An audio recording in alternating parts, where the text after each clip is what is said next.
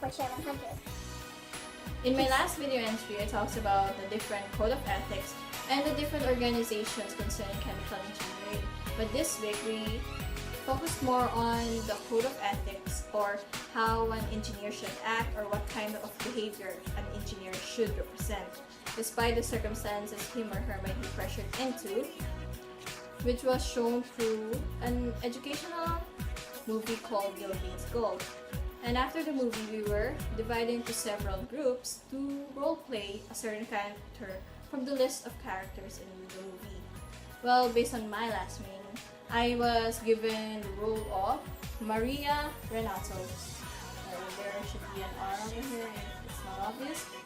A reporter who is trying to find the answers, or trying to find the next big thing on her career about the Dickinson Street plant, which is facing a crucial crisis or scandal amidst its industry.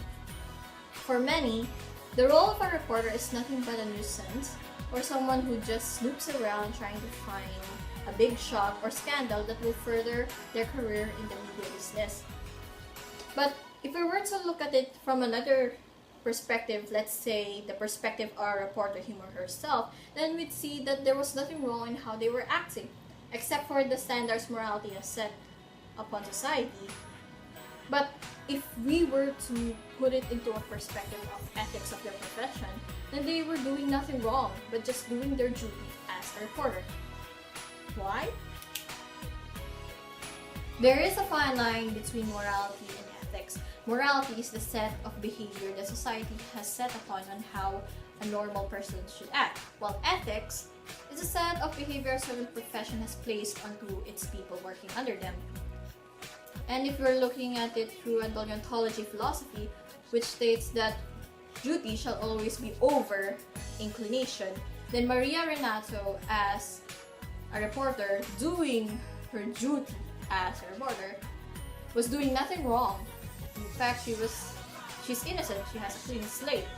But if we were to look at it on a more humane side, so to speak, then it would be her confrontation with David Jackson after night, when she was telling David on the truth about the Dickinson Street plant, and when David just snapped and just told her to turn the camera off, she turned the camera off and tried to talk to him in a calm manner on what really is happening inside Dickinson Street plant.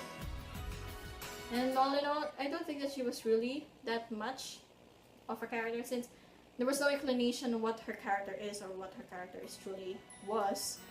Since she was only a neutral party, she was neither this or that. She was just a reporter trying to find the truth. And all in all, I don't think there was nothing wrong with her. She was just a reporter trying to find the truth. And that's okay with me.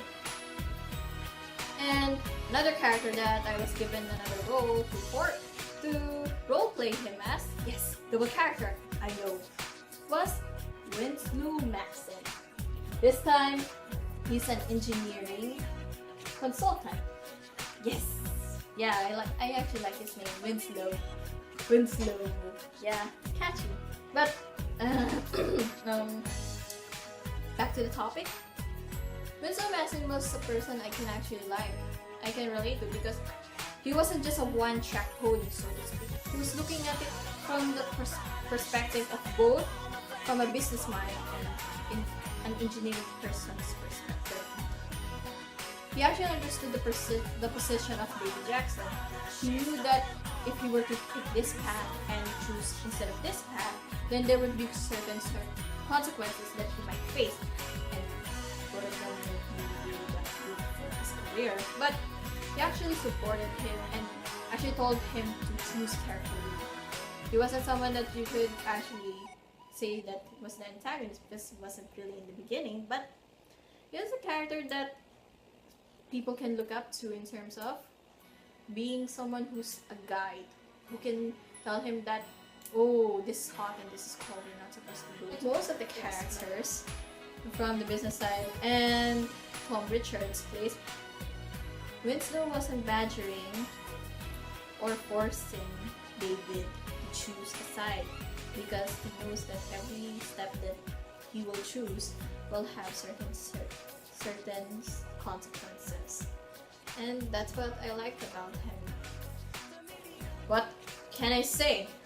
Most of us would agree that David Jackson did the wrong thing. He could have chosen another path to avoid the circumstances he is now stuck in. Even if they were actually trying to find ways, they could have actually. And even if they were able to find loopholes in the law, they still should have man up. He still should have man up and just sat down and talked with his boss like a boss. But what he did was just a coward move for me. And that's what I thought was character. And I guess that's all for what I have to say. Bye!